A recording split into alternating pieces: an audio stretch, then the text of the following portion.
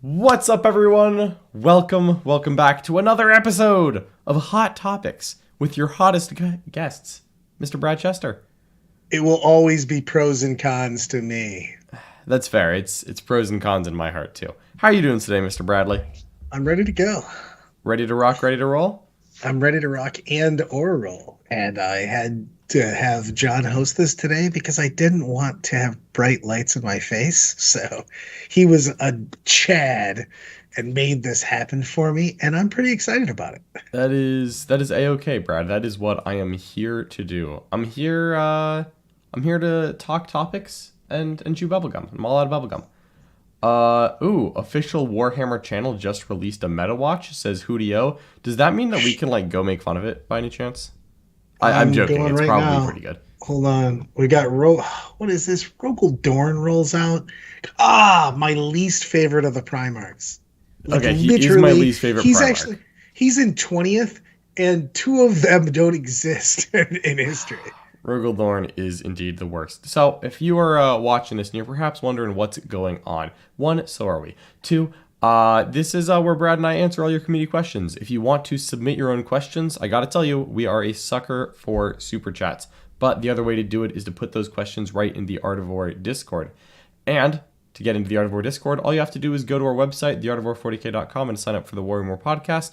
Or you can just stay on this YouTube channel, easy, and become a member. We really These appreciate all your seem like support. legit things. Yeah, those are all legit things that you should do. I want to find out what this meta watch is that Well, it's we're not talking on the about. Warhammer community page. So it Oh, says it's that on it's their on the YouTube YouTube channel. channel. I don't even know. How do I get to the YouTube channel? I don't even know where I am. That's all right. That's all right, Brad. So we've got a host of questions coming at you from our Discord, and naturally we will answer some of them while getting off topic, because that's how we like to do it, right, Brad? I mean, I just looked for the Games Workshop channel and I got Major Kill immediately. That's the official site, right? Yeah, I mean it's got to be there, right? It sounds It's like the got same to be thing. there. All right, so we had a couple of questions coming down the Discord before we dive into the main topic of the day, Brad. You ready for Hit this? me. All right. First one. Would you mind if TOs gave new points values to units? Would you mind if TOs gave new points values to units for their events as part of the rules pack? Yeah, I think I would mind 1,000%. that.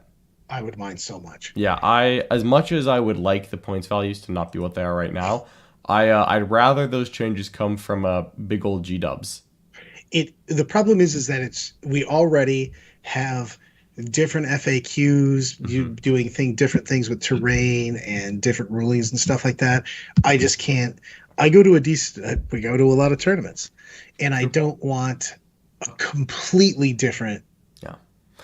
every single place I go. You already have to take different armies based on terrain Terrain. types Yeah. that we're going to, and different FAQs. So you have to watch out because maybe they don't use the 1.1 at this one, they use the WTC fact so you can charge through, and this one doesn't, and this one has this. Having different point values would make it so that also people that travel will probably just have illegal armies. You know what Yeah, I mean? that's the big thing. Like, how many people are gonna read the player pack and catch that? Yeah, pretty much. Like, that'd it's be it's a rough. big deal in that. It's a nice thought, but I don't like shattering the rules everywhere. I actually think I want one FAQ already, and we don't have that, let alone different points at different events.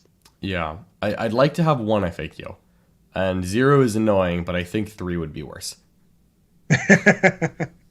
Like, Which man, we have solid questions here. okay. Like what country makes the best red wine? I mean, these are the things that people need to know. I mean, Brad, do you want me to answer this?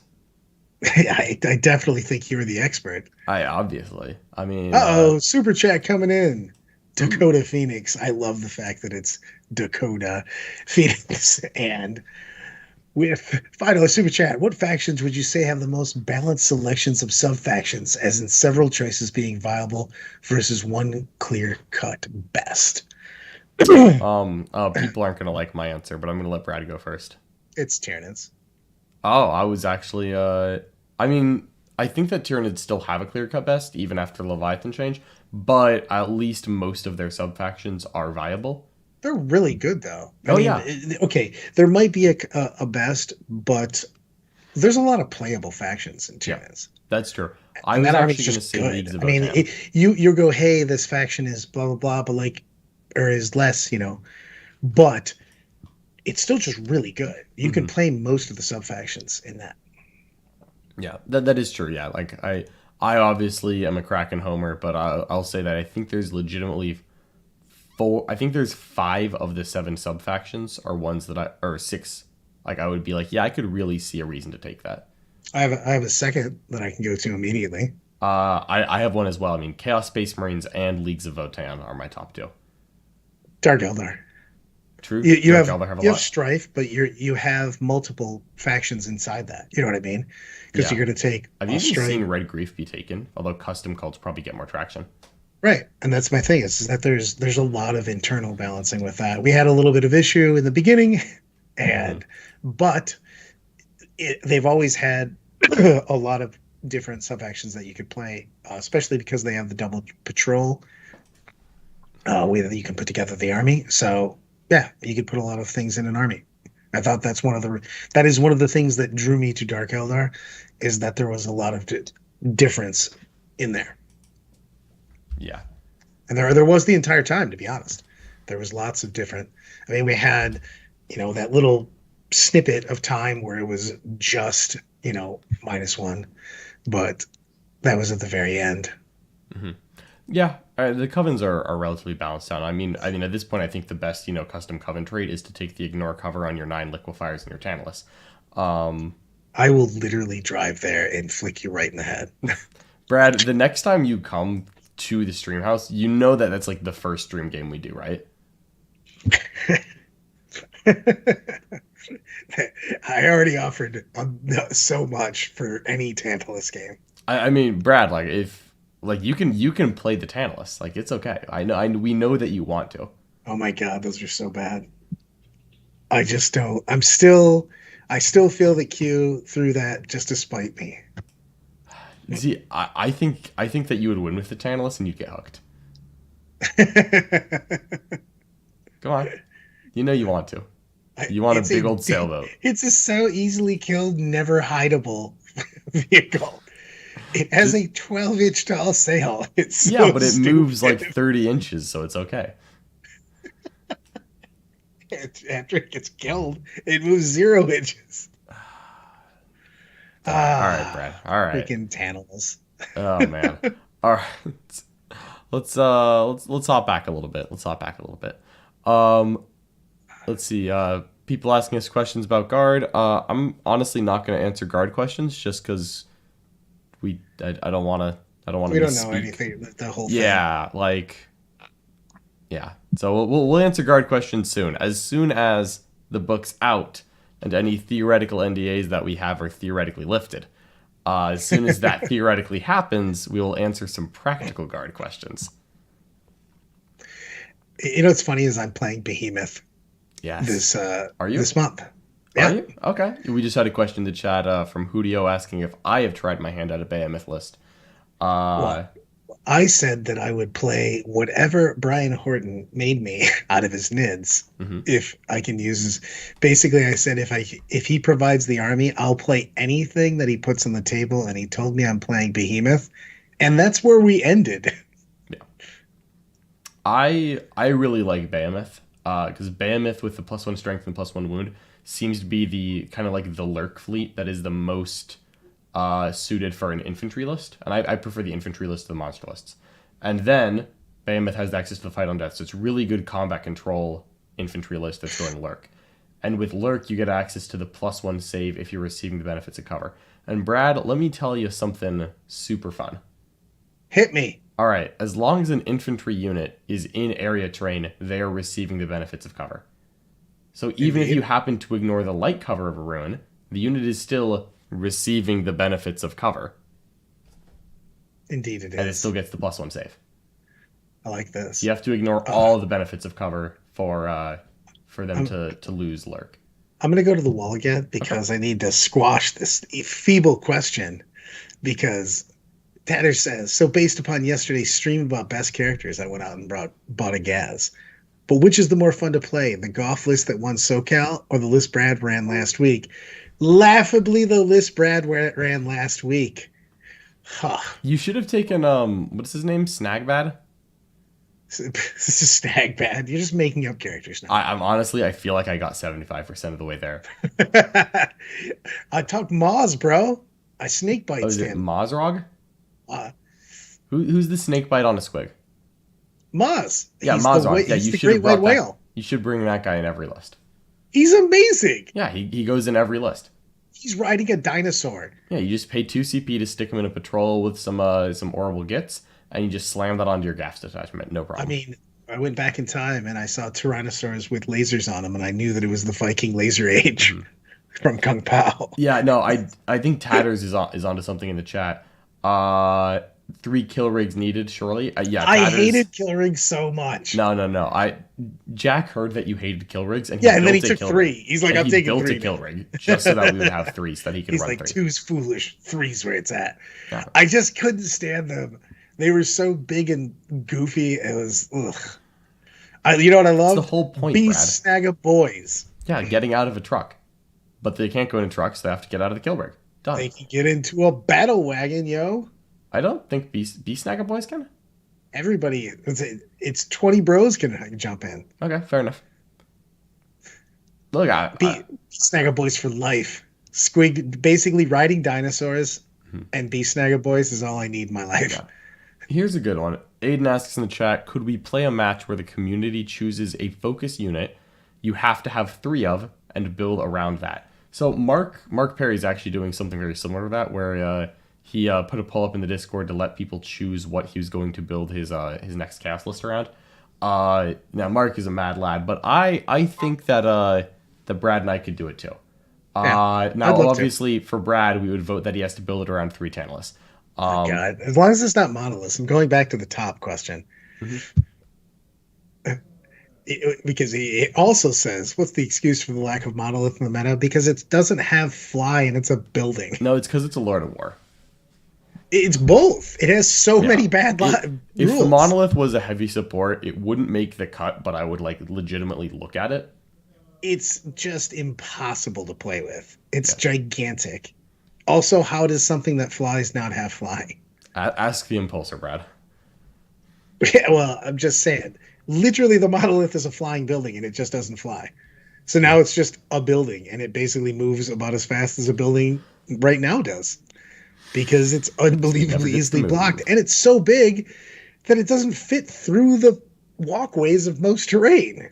Oh, it's terrible. Is Brad going to the Stutter Snotling tournament in Canada again next year to defend his title? Yeah, I'm staying at Rich's house. There you go. I don't even know if he knows this yet, but I'm definitely he doesn't need to know it. You'll show up. Just show up. I hope he knows though, because I'm going to take the train there from Windsor to Toronto, and if he doesn't pick me up, I'm just going to be standing there in February in Canada, which is not exactly the most pleasant weather. All right, here's me shooting a question your way, Brad. Pew pew. When you're torn on which army to take to a tournament, how do you decide? Depends what I'm trying for that tournament. There's a lot of tournaments that I'm just going to for funsies. I'm always going, to be honest, for funsies. But if I'm very focused on trying to be as competitive as possible in a tournament, I take something that I've talked with my friends with, which it helps that I have a lot of people that are coaches that I talk to all the time. And I'm going to say something that fits into the meta, that plays into the top very well, that I've got reps with, and I feel comfortable with. And that's how I'm going to determine if I'm trying to go. The other side is, a lot of recent tournaments I've been to, I just take random stuff that's fun, that I'll enjoy playing. And the thing is that you want to try, optimally, you want to go with something that's both. Something that you really enjoy that is very competitive. So the thing is that I almost never just go even though I'm a bandwagoner, I stay away from armies that I don't have fun with. So I never try to play something that I'm not going to have a good time with. So if something's considered the best, I didn't play AdMech. I didn't like playing AdMech. Yeah. So when they were the best, I just didn't play them. So, but I'm going to play something that's good, and I'm play something hopefully that has some play into all of those. But you always want to have a good time. You're playing with tiny toys, so never play something that doesn't bring you joy. I think that's good advice. What I've learned from a couple of what has now been a couple of months and about 2 years actually of like chasing meta as like a pro player and all that is that when I'm torn, I'm gonna lean back on armies that I have experience with, which is why I've been running a ton of Tyranids lately. Tyranids are great; they're very competitive, but they're not the only great competitive army. And I've got sisters and other armies that are available to me that I have a lot of experience with. Like I think Necrons are better than Tyranids, and there's a Necron army, literally next to my Tyranids on the shelf. But I'm like, you know what? I'm gonna stick Tyranids because stick with what you know and what you have more fun with. 100%. Even when you're going for competitive, because I found that like with events like Adepticon, I didn't really have a good time when I was like taking Harlequins, and I was like, I am just taking this to try to win. I don't actually like this army. Oh, we got a super chat. Ooh, super chat from Zlaqonion talking about guard models. Oh, buddy, just got the Kasserkin, and they are 1.3 times the size of a guardsman. Why would they do this? Zlaqonion, it's so that you go buy more guardsmen. GW hates you because everybody's got 1,000 guardsmen. Yeah, they don't hate us. They hate Zlaqonion specifically. Uh-oh. Tim G sneaking in one. Ooh, Tim G. If LVO were next week, what army are you taking? Because guard wouldn't be out, I would just take Tyranids. I'm not taking Tyranids. I would take Harlequins. Tyranids, easy. Slam dunk, no questions asked. The biggest thing before LVO will be how guard messes with everything. Yep. Because guard might not win LVO, but guard might make other people not win LVO. Exactly, yeah. It's because if right now I am all in on my Tyranids, but if there were to be a ton of indirect in the meta, I would perhaps have to reconsider that. And that doesn't mean that I wouldn't take Tyranids, but I'd have to change my list. Or maybe it's so horrendous that I decide to switch to like Imperial Knights or Sisters or something else that I haven't thought about until I see the Guard Codex. But right now I'm pretty heavily in the Tyrannid camp. I've been having fun with a different type of elf. Mm-hmm. So I'm glad that you're finally playing Harlequins. We tried for so long. You guys not gonna let that go, huh? Not gonna let that go. I don't know if you've seen how this has gone so far, Brad, but no, we're not gonna let that go. I'm gonna be on my deathbed. You're gonna be clowns. Yeah. But. Oh yeah. Exactly. Like Sisters, the scholarship program. Scala Progenium provides powerful protein shakes to make the stormtroopers grow up big and strong. Guard are just getting better. It's in the water. Yeah, they're growing. Honestly, I'm totally okay with guard models being a little bigger than before. Mainly, I just hate the current guard infantry models. And I'm very excited to get the new ones in my grubby hands that I just can't get behind guard. I never could. I get it. I know you're not a guardsman. That's because you have no respect for the common man. I don't, because if I'm going to play a fantastical game and I could be an immortal elf, a powerful demon, a superhuman soldier, or I can just be me with a plasma gun about to get killed. Brad, I don't want to do that one. That sounds awful. Brad, there's two kinds of people who play Warhammer. There's the people who see a powerful immortal elf and think, I want to be that. And there's the people that look at that and think, I want to kill that. I don't want to. And I want to be me when I kill it, specifically. Absolutely, yeah. Brad, I don't want to ever play a game of Imperial Guard versus Imperial Guard. Bolt action is always in the small corner of a tournament, and I never want to go over to that corner. That's fine. I get it. The Imperial Guard mirror is terrible in 40k. But I would like to take the common man with a sharpened bayonet, and I'd like to kill immortal demons and powerful Eldar and superhumans. Just taking away the joy. That's all I'm saying. Don't take away my joy. Oh, we're doing it. This is hurtful talk. Yes. Just hurtful talk. That's exactly what I'm here for. I have a question. You got a question? I do. All right, hit me. What are your thoughts on, what is everyone's thoughts on active judging? Ooh, we're getting into the big one. All right. So, like, I'm a big fan of active judging. Especially, you can't have it at every table.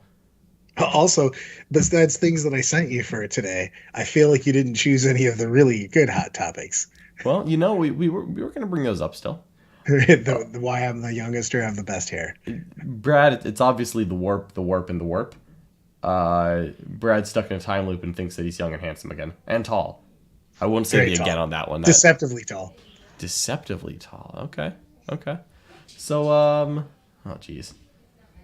Did Brad have a flyer rant yet? Not yet, but it'll come. Yeah. Please. We were 23 minutes into the episode. There's so much time for Brad to go on a flyer rant.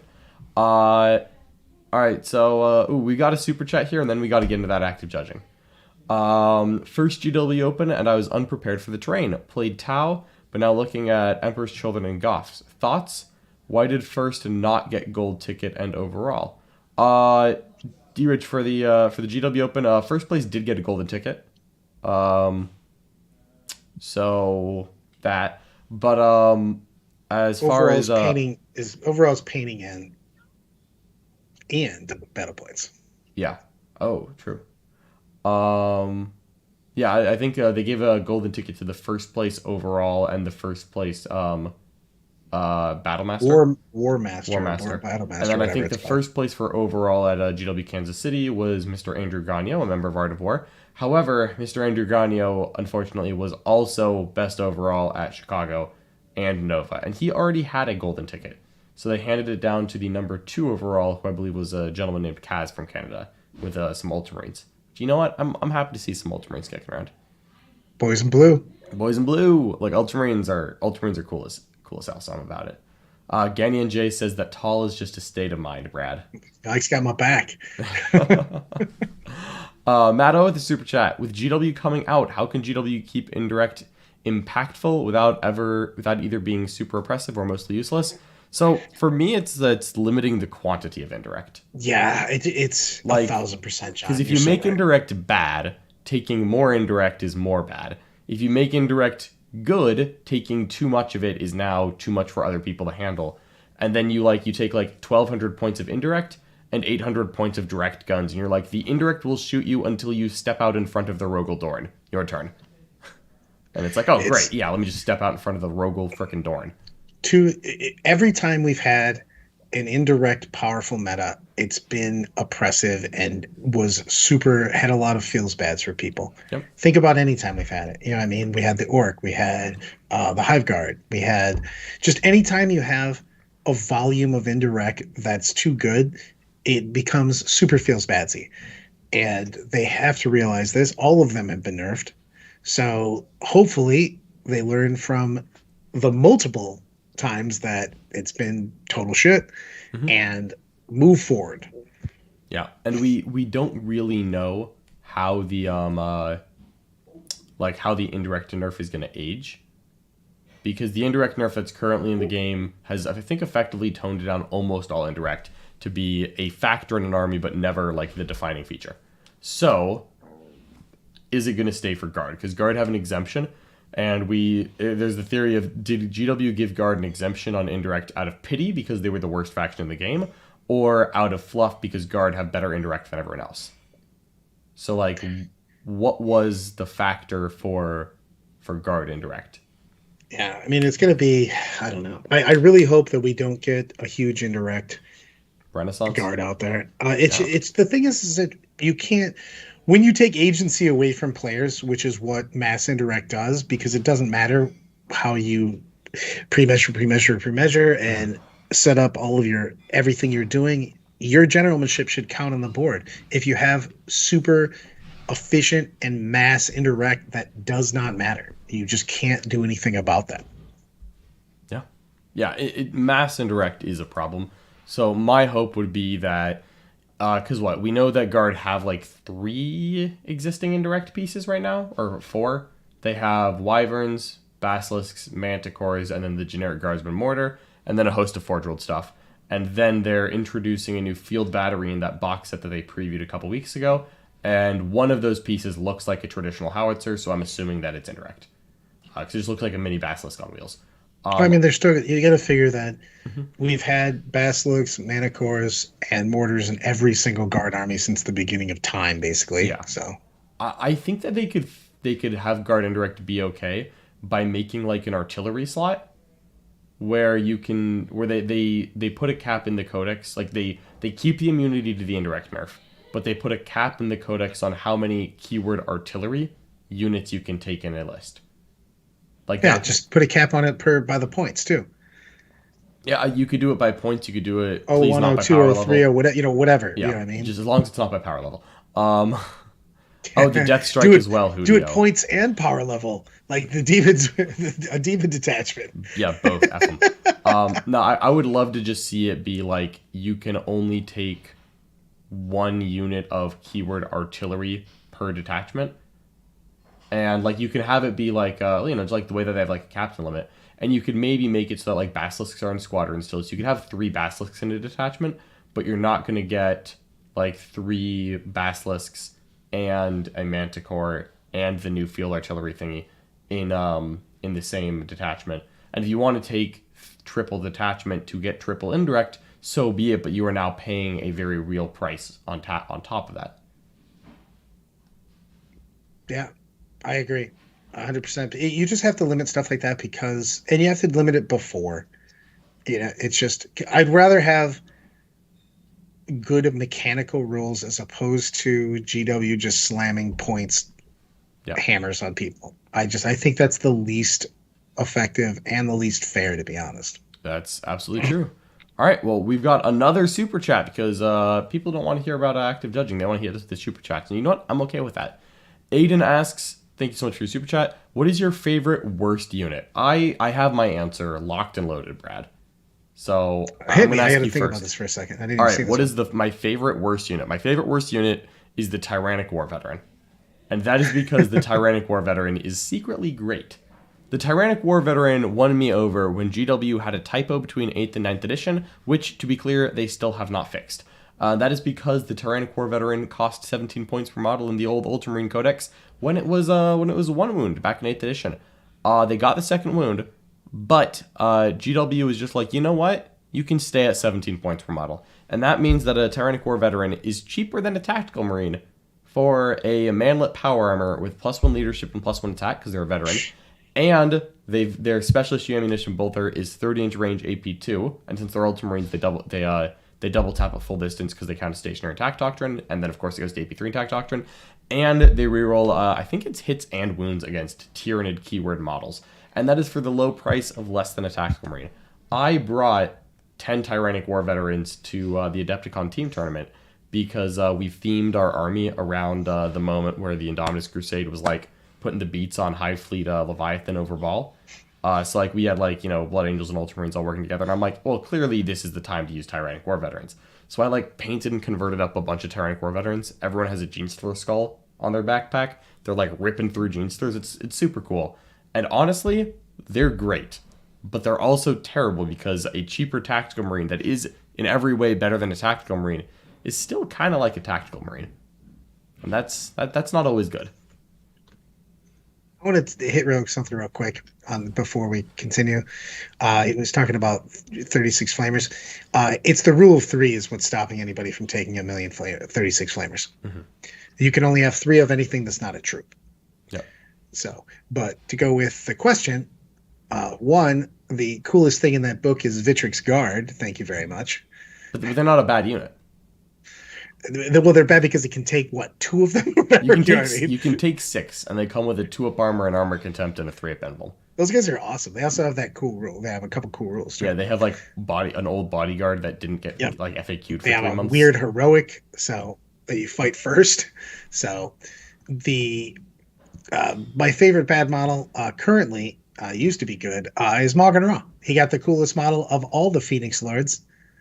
Yeah, he does kind of maybe suck, Jane Czar, but he's literally never going to get played by me right now. Oh, it's a sad day. He looks awesome though. Yeah. Inception 418 is also chiming into the super chat. Thank you so much, Inception. Brad, what are your thoughts on a Death Jester in Twilight? Oh, I'm going to answer that, but I also want to say hello to Thomas Bird, the shortest man in the chat right now. Thomas Bird in the chat. No. Thomas, are you Team Victrix Guard or Team Tyrannic War Veteran? He's got to be Victrix Guard. Hey, come on. I bet you his Victrix Guard looks sweet too. I bet they do, but like Thomas Bird should have 30 Tyrannic War Veterans painted. Because if I played Ultramarines, I would run a clean 30 Tyrannic War Veterans, no questions asked. Okay, I'm going back. Death Jester and Twilight. Death Jester, I do not have a Death Jester in my current list that I'm going to be playing this weekend, but I think I will in the future, because if we have a meta where Flamers are just added to everything that has the Chaos keyword, they know Overwatch will be a big deal for the one wound guys running at you. running at the damage one Flamers? Yeah, exactly. That's the weirdest the damage thing. one Flamers that could have +1 to wound and be wounding me on a 2. Yeah. So all of the yes. Exactly. Getty goes, pours one out for the Dark Reapers. I exactly. do not in any way feel bad for Dark Reapers. You should feel bad for the Dark Reapers.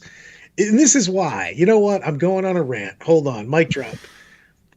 You should never, because of the sins of the fathers, you shouldn't kill units. You have to balance the unit. Stop nerfing units into unplayability. Yes, the unit it wasn't even just the OP-ness. It was back in the day when we had Yannari Soul Burst rules, which made it busted. And then you can't make a unit that never hits the table now. We got to stop doing that. Or, I mean, not even they have to stop doing it. I have nothing to do with this. But it's a problem that you just have. GW go, hey man, this unit was a little bit of an issue. You know what we should do? Make it so it's never ever sees the table again, and you can't do that.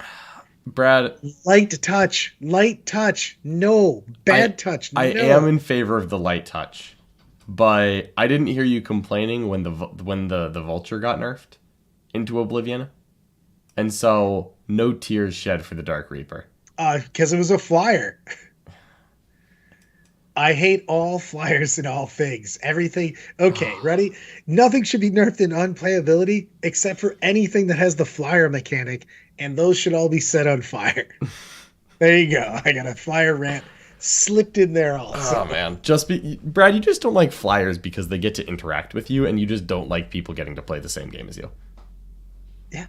Thomas Bird does have some converted Primaris Tyrannic War Veterans. That makes me a little happy, but, like, it's got to be the clean 30. They're so cool. Matto's trashing Hiveguard in the chat. Come on. Yeah. Brad, do you think that if they buff Dark Reapers to be playable again, do you think that we should buff Hiveguard to be playable again as well? Yeah. Excellent. Give me that indirect back.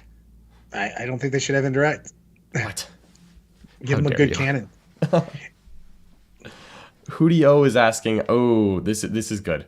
Hoodio has a $5 super chat.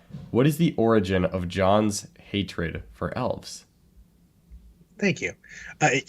Before you say this, what's super weird is John, with everything else, is one of the fairest people I know about when we talk about rules and points and things that are good or bad in the meta and things that are too good. He's usually unbelievably fair until we start talking about elves. And then he starts foaming at the mouth and saying how like a guardian should cost 87 points. And then you'll ask him, and he doesn't make any qualms about it. Straight up says, I just hate elves. I don't care. And you're like, that can't be the reason. I mean, I hate elves because Eldar, specifically Craftworld Eldar, by the way. I hate Craftworld Eldar the most. I don't like Dark Eldar, and I don't really like Harlequins, but Craftworld Eldar is what I hate the most. So first up, you can never trust an elf. You can never trust an elf. It's one of the oldest lessons of Lord of the Rings is never trust an elf. Someone link me this meta watch. Okay, I have it up. Like do you want me to post it for you, Brad? Yeah, just put it somewhere. I'll put it in the chat. Yeah, meta watch in the chat, since we'll probably talk about the article in a minute. No, I hate Craftworld Eldar because Craftworld Eldar are designed to play without your opponent getting to play with you. Like an Eldar are good when they can stop their opponent from being able to enjoy the game, and they're bad when their opponent is allowed to play the game. Am I wrong? Like when Eldar is at their best, it's like, ooh, a Dire Kind Vendor of, but squad we're can designed also to statistically be kill you, very, like you, the very. player. And then it's like, oh no, my swooping hawks, you're not allowed to shoot me back. Well, Stupid Guys is a stupid mechanic. Exactly, but it's fire and fade. It's swooping hawks. It's unkillable Fire and wave Fade can serpents. be Like every gamed time Eldar, against. has been good, it's by being not fun to play against. Well, we are T3 and we get killed I instantly. get it, but because like even when it was Wraith units, you guys had just D cannons coming out of everywhere, and then True. you had that was scarier. Yeah. The fact that we've had 65 million years and we literally still make bad armor because they want to make sure that everybody knows how your abs look is probably not the best choice. You're like, hey man, this guy's armor over here is super protective. You're like, yeah, but it doesn't show you how sweet I look from the gym. You're like, yeah, but dudes are shooting at you. Like, it's more important to let people know what progress, the gains I've made over the summer. Aha! No. I'm finding this Meta Watch article. Why is this not on my community page? What the hell's happening to me here? I don't know. Huh. Huh. Huh. Oh Well then. I absolutely love that the top 10 that they posted on their website is not the top 10 that they submitted to the ITC. Absolutely fantastic. I love that they also take the Kansas City one, which had by far the most different top 10 than any of the three others. Yeah, that's why they didn't write about the Seattle or the Chicago one. Chicago, none of these things happened in this. Yeah, absolutely. You know what? I'm reading this later. This is just going to piss me off. We had one literal aberration of armies that made the top 10, and they used that as their, hey, look, everything's good. I mean, sometimes I trip and fall downstairs, but do 27 backflips and land in a pile of money. Yeah. Hey, Zach put in good work. He kicked butt to get those Blood Angels up to win in the Super Major. Yes, I'm just saying that it's still a different meta or a different top 10 than you saw in any of the other ones. Yeah, that's fair. I'm not saying that the players didn't play great and rock it out. Yeah, no, I'm just amused that they literally just submitted a different, like they posted a different top 10 than what they submitted to the ITC. It just brings me joy. Oh, I can't wait to tell Siegs that AdMech are unbelievably OP. Oh yeah, I mean AdMech in the top 10 with a winning record, they are clearly fine. As a matter of fact, I would argue that they are indeed too good. We should probably need nerf a nerf. AdMech. They need a nerf. Yeah, absolutely. Yeah, if AdMech can make the top 10 of KC Open, then they're doing fine. Let's get them nerfed. Yeah, man, this was such a KC was just all melee all the time. It was crazy. Yeah. Crazy. Absolute madness. But KC was fun though. It was a good event. This is madness. It really, this is Kansas. This is although Kansas. It's in Missouri, Brad, since apparently you and Jack like didn't know this. Kansas City, not in Kansas. It's half and half. It's half and half, but it's in Missouri, and the event was in Missouri. It's 1,000%. It's literally cut down the middle. Yeah, but the event was in the Missouri half. Yeah, that doesn't change the city is split in half, though. Yeah, I like to think that there's like a Berlin Wall in between power the two. that it drug the other half out of Kansas. Yeah. Ugh, craziness. All right, Brad. I was like, my Tyranids were so powerful they shifted the geography of the city. As a matter of fact, we put spore mines in Kansas City, and Kansas backed off. He said, "You know what? That's Missouri. I didn't know you guys were this serious." Yeah, it's the spore mines, man. Here's one question from the Discord that I wanted to answer. Hit me. JT wants to know if I'm a sweet or savory breakfast kind of guy. It's savory. I'm a savory breakfast kind of man. Ugh, I'm not a big fan of sweet ever, to be honest. So savory for you? It's got to be savory. I just don't like sweet. Yeah, that's fair. All the time. Give me the mojo. I'm going to scroll back because Thomas, you're correct. The GW train does favor melee so much, but there was another question that had that too. I saw it, but then my feeble old mind forgot it immediately. Mm-hmm. Yeah, Yeah, I don't pull know. some stuff up. I mean, basically, John's job is to wrangle me in to not randomly talk about No, I like was gonna let TV you. shows and everything else. Yeah, I was just gonna let you go. Let's see. Oh, this is a Brad question if I ever saw one. From Byzantine Byron. Is there a point where a trash datasheet becomes so cheap it ends up being good? Yes, crude hounds. Yeah, Crude hounds are garbage, just so absolutely terrible. But they if you give move me a ton of fast and models they for hold an nothing, objective for a very, very low cost. well, the thing is, I'll take a couple units of whatever the lowest cost thing that I get the most models for in every army, even if it does absolutely nothing, Yeah, because it can sit on an objective or just get in the way. it can screen. Yeah, Uh, this is, otherwise known as get in the way. yeah, all right. All right, Brad, are you ready to actually answer the active judge question that got cut off by the super chats? Oh, I like that gives me crap because someone needs to send Brad a camera that does better than 640 times 40. My resolution's actually a lot better on this. It's just the fact that I'm literally sitting in the dark. Yeah. It's Brad's looking a little blurry, but we'll work through it. All right, so here we go, Brad. Active judging. Let's explain what active judging is because someone actually asked about that. Active It's a judging big is deal on where this. a judge is who is like watching a game is willing to step in and has Thank the you. authority to step in before a player asks them for anything. So, for example, if Brad and I are playing on the top table and Judge John Smith is Turn that on. watching, and maybe Judge Smith is like, you know what? I see that Brad is firing his Dire Avengers as if Down. they're 35-inch range. Oh my goodness, Brad just lit up like the sun. There we go. Oh, that is a bright Brad right there. There you go. Look at that happy smiling face. So just like imagine that like a judge is like watching and like going to step in even if the players don't ask, and is going to like take a basically a more active role in moderation. And it's a big deal when you get to I'm a big fan of active judging. Mhm. For a long time, we had judges wandering around and they were told not to Basically, don't interfere. don't interfere. And I don't like that at all because not everybody knows every rule, Mhm. for one. And if you see something, what is the motto? See something, say something. 100%. Yeah, yeah. I'll be actively judging Brad when he's at the forge next week. I'm always judging Brad. Um, But Not the for the best part is glasses, his though. Dom's not going to be judging my play. He's just only my life decisions. He's just like, I'm very disappointed yeah,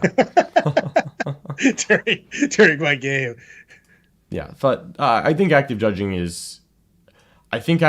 should be a must at like top cut games or elimination games. And I say that because you can't have enough judges to moderate the entire hall.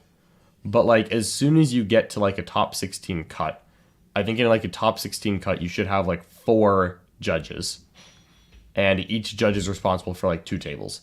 And they kind of sit between the two and actively judge. And they're right there if anyone needs help or has questions. They're willing and able to step in if something's fishy. Maybe if someone's making some unfortunate rules mistakes. Maybe if there's a disagreement between the players, they're like right there to step in. Plus, they can also run the clock. They did a great job of that at a couple of the FLG events with that. Yeah, absolutely. Yeah, I've seen like active judges be there to run a clock, which I find very convenient.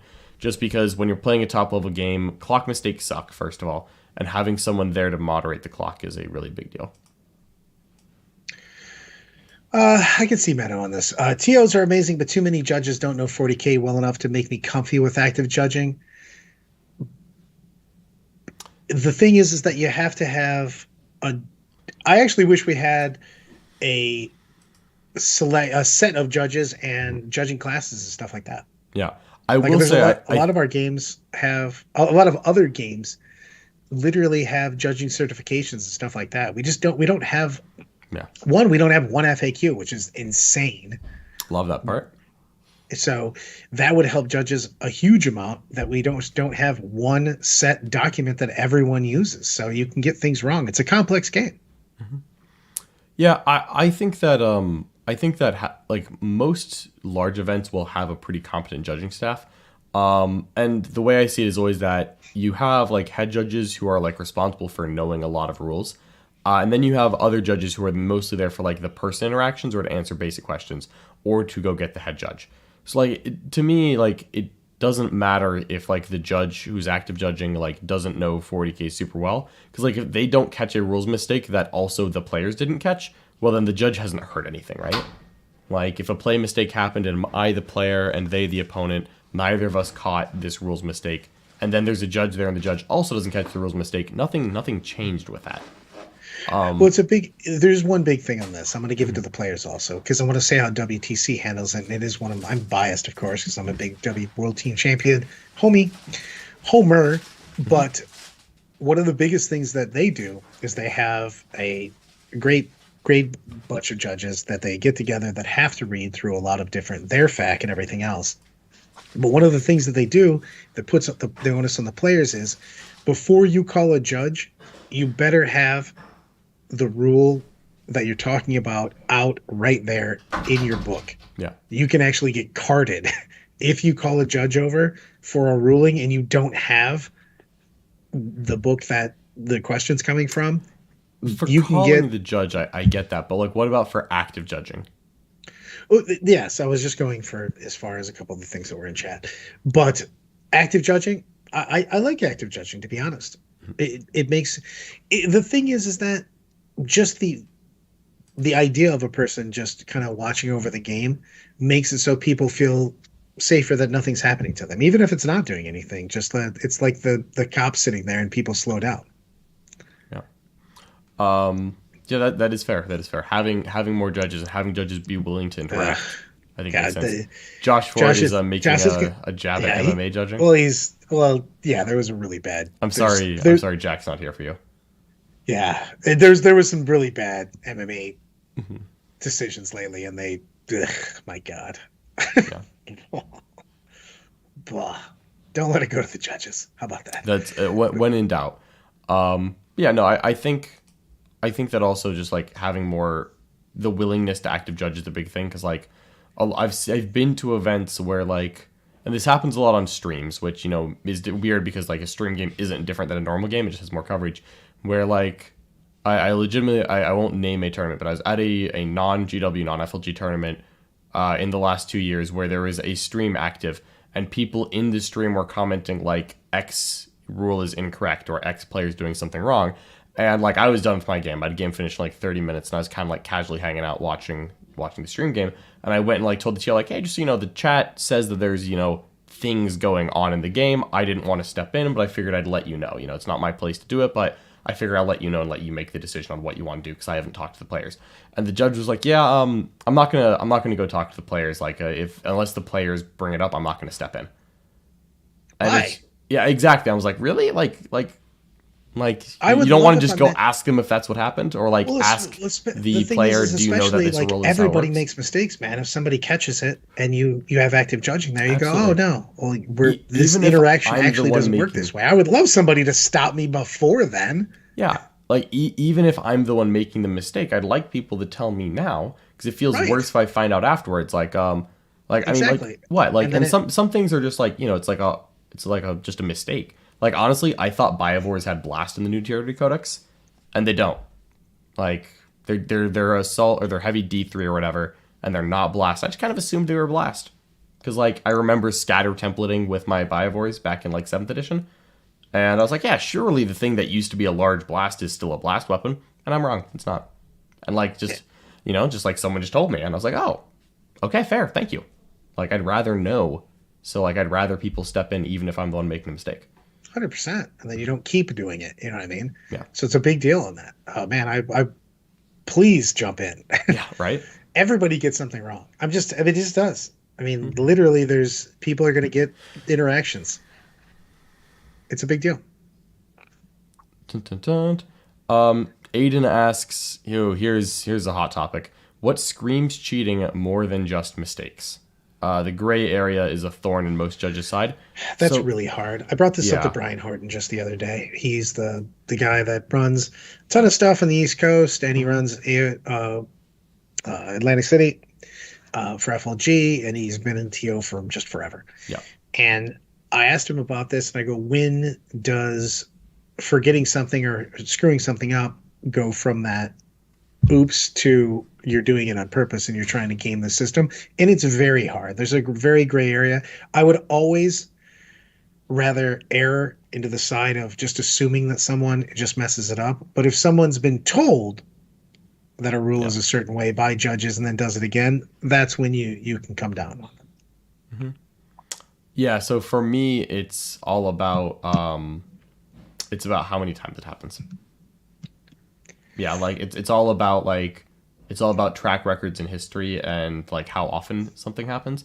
Like everyone makes some rules mistakes to some degree. You know, there's not a single person, myself and Brad included, watching this game or watching this video who has not made at least one rules mistake in a game in the past, like honestly in the past month, I would bet. Oh, 100%. Like everyone has made the joke some. is that everyone cheats at 40K, you just don't know. Yeah. And you try to get it as close to a clean game as possible. But like I don't expect my opponents to get every single statistic right. Like I'm sure someone hit me with like a beast stick weapon that I've never heard of before, and it's AP1 instead of AP dash or AP2 or something. Like I don't know. Like there's something that is slightly off, but it's about the size of the mistake and about how often it happens and like how big a mistake is. Like if like, because honestly, like if someone's like swinging something obscure, it's like, yeah, I think my Hospitaller is AP1 in combat, and like it's not or something, and then like you find out later it's AP dash. That's not enough for me to call someone a cheater. That's enough for me to be like, hey, just so you know, Hospi's AP dash in combat. I think she actually is AP1, but you know, for whatever the example is, they get a stat barely off on something obscure.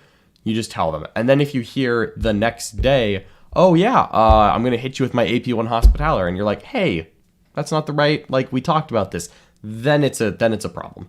Once you've been told. Once you've been told. And a big thing is different than a little thing. You know, like I've, you know, at the last GW Chicago, I had someone try to use a stratagem on me, and they're like, yeah, it's 1 CP. I'm like, pretty sure it's 2. And they're like, no, it's 1. Don't trust me. I'm like, can we check? And they're like, oh my God, I've been playing it as 1 the whole time, and it's actually 2. I'm like, yeah, you know, it happens. If I then heard that player played it as 2 CP or as 1 CP in another game, then I'd be like, bro, what are you doing? It was like a Harlequin strat to advance and get an invuln that used to be 1 CP in the old book and is now 2 CP. Fool me once, exactly. Yeah, exactly. Fool me once happens. As soon as it becomes a habit, or you know, if a player makes that kind of mistake one time in 5 different occasions, then it's like, hey, you need to be more thorough with your rules. I like it. Mm-hmm. Let's do stuff. I'm gonna eat. I'm gonna eat specifically this. Oh, what's the final question for Brad? What's for lunch? Lunch is steak, shrimp, and a little bit of pasta. Yeah, sounds pretty good. All right. Well, in that case, I think we're ready to log off. Let Brad eat some food. Thank you so much for tuning in, everyone. As always, we appreciate you hanging out with us and your support. If you have questions and you want them answered, perhaps even next Thursday when Brad and I come back, head over to that Art of War Discord. You can get in by being a member of the War Room. You can get in by being a member of this YouTube page. We're going to send you off with a commercial for that very same War Room. And if you haven't checked it out, now's a good time to do it. As a matter of fact, you click the link below. There may even be a handy discount code on our website for that first month. Ooh, thank you so much for watching, everyone. We'll catch you next time. There's so many rules in 40K, hundreds of events, and constant updates. Skip the learning curve of Warhammer and join the pros. Art of War is led by multiple world champions with decades of success. We teach clinics, stream games, and inspire you to succeed at your favorite hobby. Join our global community of gamers just like you.